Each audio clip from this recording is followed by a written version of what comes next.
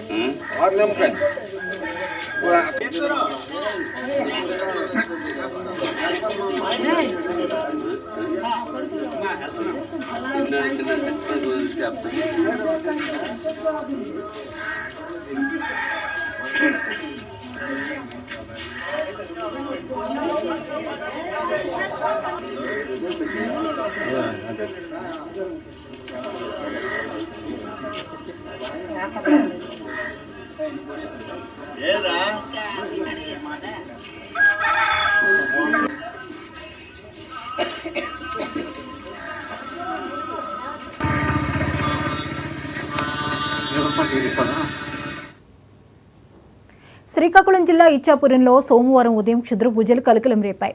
బుడ్డెప్పుపేటలో గీత అనే మహిళ ఇంటి ముందు ఎవరో గుర్తు తెలియని వ్యక్తులు క్షుద్ర పూజలు చేసిన ఆనవాళ్లు కనిపించాయి.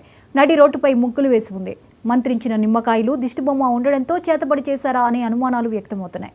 2 ఏళ్ల క్రితం కూడా మండపల్లి పరిసరాల్లో ఇలానే క్షుద్ర పూజల ఆనవాళ్లు కనిపించాయి.